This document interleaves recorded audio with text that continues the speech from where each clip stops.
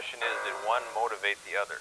And that is something that's going to take a while to figure out. There's a lot of evidence to go through, witness statements, victim statements, those that can speak, obviously. And now that we have a suspect in custody in Apple Bay, what are they willing to provide, and what is their digital footprint? What is the evidence on their computer, for example? Anything left behind, like a suicide, something like that.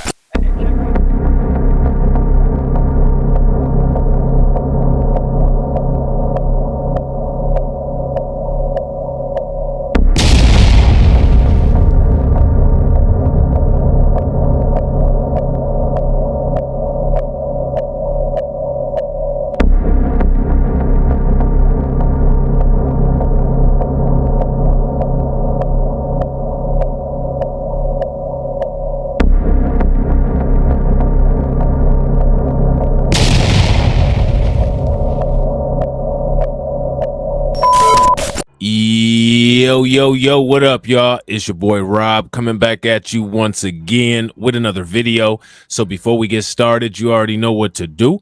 If you're not subscribed to the channel, make sure you hit the bell icon twice.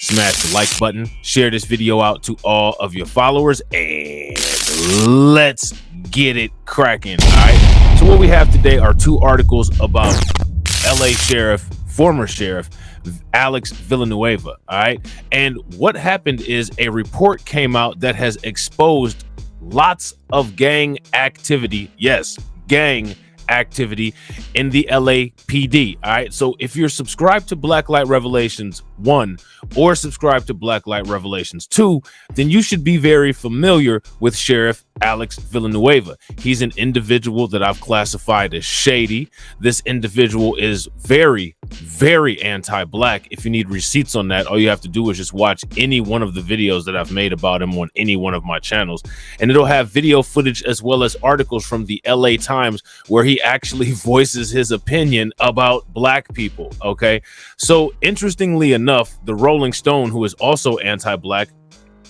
did an article about him and his time in the sheriff department at the LA Sheriff's Office. Okay, and what happened is that he has a very high tolerance for gang infiltration. One of the gangs that we know of in the LAPD are the Executioners. Another one is the Banditos. But in this report, several in addition to those two are listed. And if you listen to my commentary, I said this guy sounds like one of those people of color who's competing for a position to be an advisor on Fox News. And guess what? We have an article with a video clip where this guy is talking to none other than Fox News. So we'll be reviewing that as well. All right. Gang members hold positions at highest level of LA Sheriff's Department, investigation reveals. Now, here's my question. Anybody that's listening to this video in the live chat, also in the comment section after the video, if you're watching the replay, how many of you all have seen my content on Sheriff Villanueva, or how many of you all are familiar? Give me a thumbs up. If not, give me a thumbs down. A blistering new official investigation decries violent, lawless deputy gangs that continue to wield extraordinary power within the Los Angeles Sheriff's Department. The report delivers a call to action for new Sheriff Robert Luna. It's time to eradicate this 50-year plague upon the county of Los Angeles. The report identifies at least half a dozen active gangs and cliques, names them the Executioners, the Banditos, the Regulators, the Spartans, the Gladiators, the Cowboys, and the Reapers. These groups pose a threat to the general public. Deputies hoping to prove themselves worthy of gang membership routinely seek out violent encounters with the public, the investigation reports, as well as to the internal command and control structure of LASD. The gangs undermine supervision, destroy public trust, are discriminatory, disruptive, and act contrary to professional policing, the report concludes. Perhaps the most alarming, the investigation reveals that in recent years, tattooed deputy gang members have risen to highest levels of department leadership. It calls out recent former Sheriff Alex Villanueva, who lost his 2022 re-election bid, for betraying the promises of reform by installing gang members as his right-hand men. So what this dude did is he brought cartel culture with him. Villanueva, the report says, at minimum, tolerated, if not rewarded, deputy gangs. The new investigation describes a deputy gang culture that is deeply embedded within the LASD, calling it a cancer that must be excised. Conducted by the Special Counsel to the Civilian Oversight Commission, which, remember, the Civilian Oversight Commission, if you're not subscribed to Blacklight Revelations news, reviews, and reactions, make sure you guys go over there and watch the last video. The Civilian Oversight Commission is always biased towards the police. But according to the study conducted by the Special Counsel to the Civilian Oversight Commission, the county body that watchdogs the LASD, the 70-page investigation relied on interviews with nearly 80 witnesses, as well as dozens of depositions, court exhibits, and civil lawsuits. LASD is the nation's second largest municipal law enforcement agencies. Its deputies are sworn to serve and protect more than 4 million residents, as well as to operate America's largest county jail system. Yet, LASD has long been riven by lawlessness. Gangs and cliques were first decried in LASD in 1973 with the identification of a group called Little Devils. A landmark report by the Colts Commission, issued in the wake of the Rodney King beating, denounced the problem of deputy cliques publicly. In 1992, a 2021 report commissioned by LA counties underscored that the deputy gangs had cost taxpayers at least $55 million in court judgments and settlements, and it excoriated leadership that can't or won't implement gang reforms. In the past, official reports have mined words around the gang terminology. This new report insists that common behaviors by deputy cliques meet the definition of quote-unquote law enforcement gangs under the state's penal code, and that both cliques and gangs must be eradicated in the name of public safety. LASD gangs are based out of the department's geographic precincts, which the report calls out for operating quasi-independent fiefdoms. For example, the executioners run out of the Compton station, while East LA station is the notorious home of the Banditos. Much like street gangs, various LASD gangs mark themselves with tattoos. The Executioners Inc. is described as a skeleton holding an automatic rifle. The report insists that the gangs operate much like the mafia and that only made members are entitled to the tattoo. Deputies eager to join a gang are notorious for chasing ink or engaging in violence towards county residents as a means of proving their moxie in the hopes of becoming a member. This has led to a rash of excessive force or other forms of unconstitutional policing, the report says. It describes one Chasing Ink episode in which deputies transporting a shooting victim to the hospital allegedly took an off-route detour and instead assaulted the victim. Other deputies chasing Ink, the investigation states, have actively tried to get into shootings. It elaborates these deputies would follow a suspect believed to have a gun so that a shooting would be justified. The gangs pose a double threat, the report states. Internally, they exercise unwarranted power, with clique member shot callers exercising authority that should be reserved for department brass. Deputy cliques run the stations or units where they exist, the investigation states, as opposed to the sergeants, lieutenants, and the captains who are charged with duty. The gangs themselves are openly discriminatory, creating precinct in-groups defined by race, ethnicity, and gender, with non-gang members often subject to scorn and abuse. These range from a failure to send backups to violent crime scenes, leaving unaffiliated deputies dangerously exposed, up to assaultive behavior against fellow deputies. The presence of gangs and cliques is also anathema to transparency and trust. The investigation underscores that members not only operate in secrecy, they will even lie in reports to protect each other. No, who would have ever guessed any of this actually happened?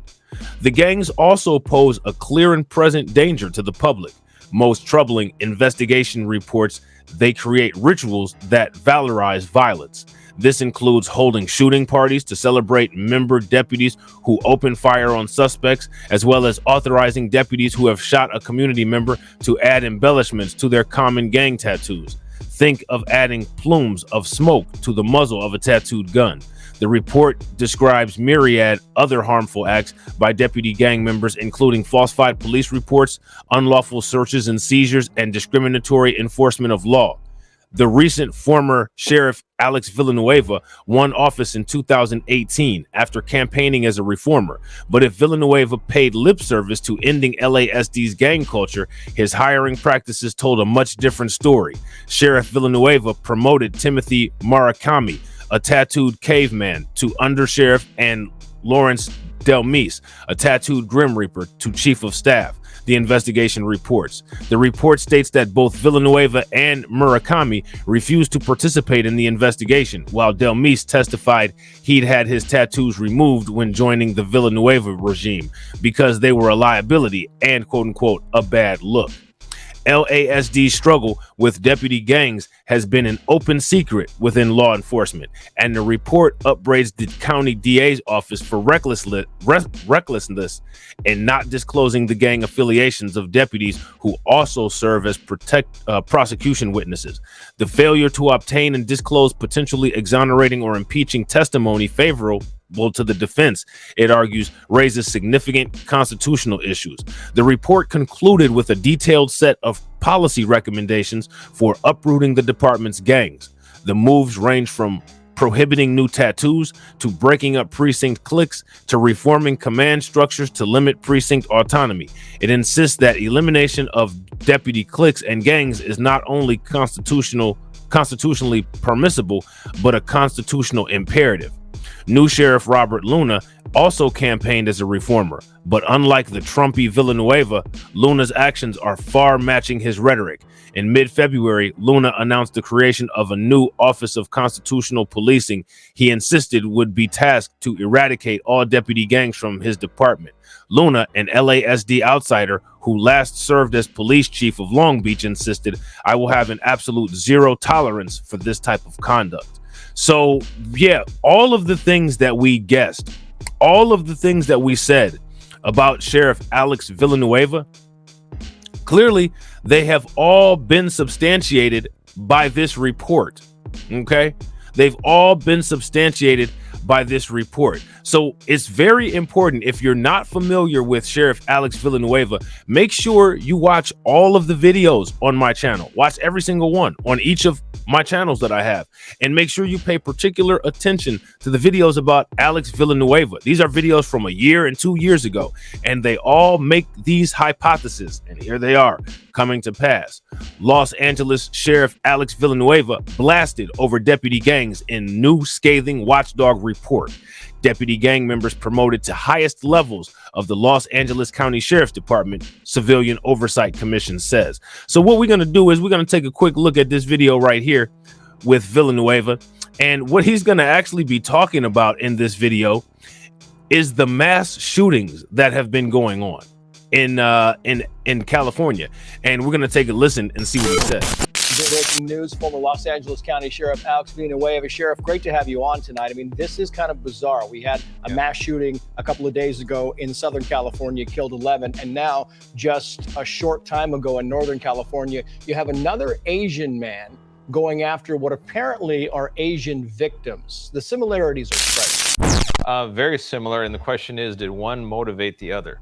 And that is something that's going to take a while to figure out. There's a lot of evidence to go through, witness statements, victim statements, those that can speak, obviously. And now that we have a suspect in custody in Half Moon Bay, what are they willing to provide? And what is their digital footprint? What is the evidence on their computer, for example? Anything left behind, like a suicide note, things like that. And check in here, Jeff, because the suspect 2 days ago was a 72-year-old Asian man. And tonight, we believe he's how old? In his 60s. And so these are maybe some of the oldest mass shooters or suspected mass shooters, at least that I've ever covered. And I've covered several of these. I can't remember someone being as old as 72 or even in their 60s. Right. And Sheriff, I remember the Vegas shooting several years ago, and that was an older man, but not 72, 68. This is unusual. Yes, he was in his 50s. And that case from Mandalay Bay, we still do not have a motive on that one. That's been a few years. Mm-hmm.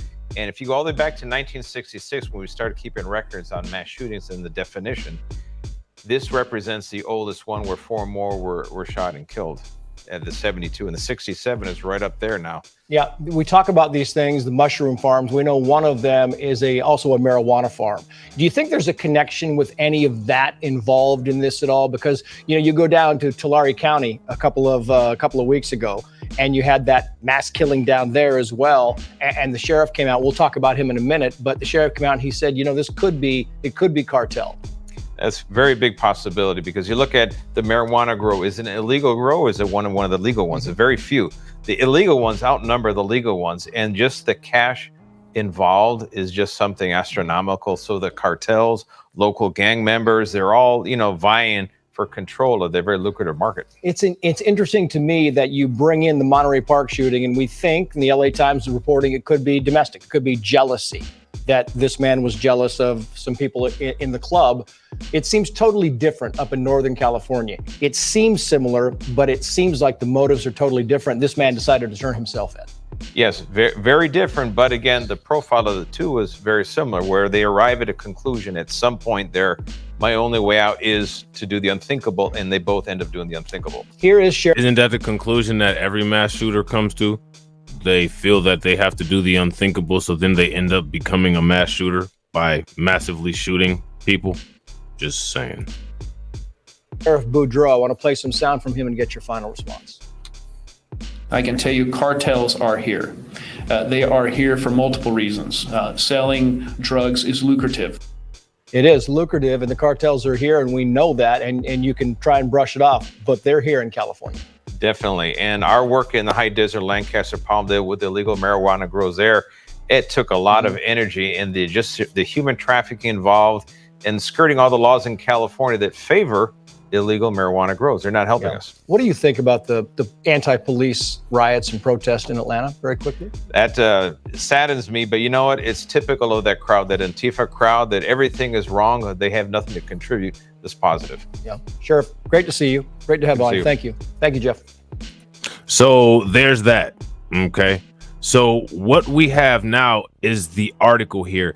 And what it says is a scathing investigative report published last week claims that former Los Angeles Sheriff Alex Villanueva's department at minimum tolerated, if not rewarded, deputy gangs and deputy cliques, which remain at the highest levels of America's second largest municipal law enforcement agency.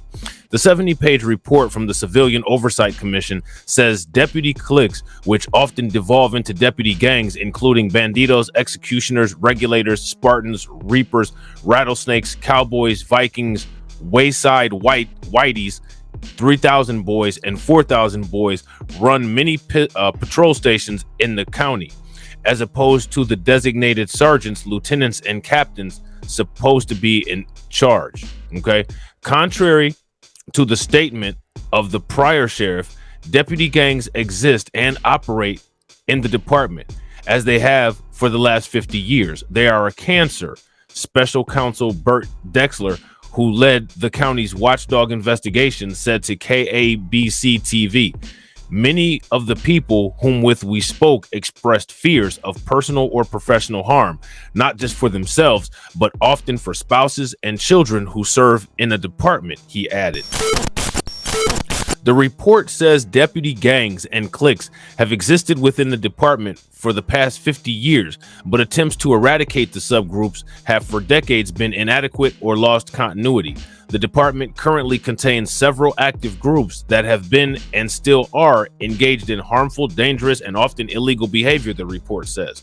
Some of these groups have engaged in acts of violence, threatened acts of violence, placed fellow deputies at risk of physical harm, engaged in acts celebrating officer-involved shootings, and created a climate of physical fear and professional retribution to those who would speak publicly about the misconduct of such groups. So that's the blue line. Most troubling, they create rituals that valorize violence, such as recording all deputy-involved shootings in an official book, celebrating with shooting parties, and authorizing deputies who have shot a community member to add embellishments to their common gang tattoos, the report says. The commission says the existence and pervasiveness of deputy gangs whose members not only use gang-like symbols, but engage in gang-like and criminal behavior directed against the public and other department members undermines the chain of command and public trust, adversely affects the department's mission, and violates fundamental principles of professional policing. Past administrations have promoted tattooed deputy gang members to the highest levels of leadership in the department. Most notably, Sheriff Backup promoted Paul Tanica, a tattooed Viking, to understaff. More recently, Sheriff Villanueva promoted Timothy Murakami, a tattooed caveman, to undersheriff, and Lawrence Del Mise, a tattooed Grim Reaper, to chief of staff, the report says. The report says the special counsel repeatedly sought to meet with Villanueva and his undersheriff, Timothy Murakami. The commission said they declined to meet or to be interviewed. Each was also invited voluntarily to appear and testify publicly before the commission, but Villanueva declined to do so unless provided in advance with the questions and any documents that would be presented. Murakami declined, asserting that his physical condition precluded his testimony, but not his other duties as undersheriff. Villanueva and Murakami were subpoenaed to testify. Each refused and are both now subject to legal proceedings to enforce the subpoenas and or to hold each in contempt, the report says. In releasing the investigation's finding, Danielle Butcher Vappy, interim executive director for the Civilian Oversight Commission, said in a statement that the commission has faith Los Angeles County Sheriff Robert Luna understands the damage that the deputy gangs caused. Luna defeated Villanueva in September's election. We look forward to partnering with the Sheriff's Department, the Officer of Inspector General, and Board of Supervisors to implement these recommendations and eradicate deputy gangs from the ranks, Vappy said. These gangs put a stain on all positive work that is being done by the honorable deputies each day. All right. So now what these reports do is these reports basically validate all of the assumptions. They basically validate all of the concerns, and they basically validate all of the speculation that anybody has ever had when it comes to creatively corrupting a deputy sheriff or police department. So now, in many situations, when this kind of news breaks, what people do is look at it. What people do is hear it. My question for everybody that I like to hear everybody leave in the comment section is, what is the plan to do something about it? And with that being said, ladies and gentlemen, I hope you guys enjoyed the video. If you're not subscribed to the channel, make sure you hit the bell icon twice. Smash the like button. Share this video out to all of your followers. Make sure that you watch the video all the way through to the end. Make sure you sub up my backup channels. Watch my other videos as they come up on your homepage, and I will catch you all on the next one. All right? Peace.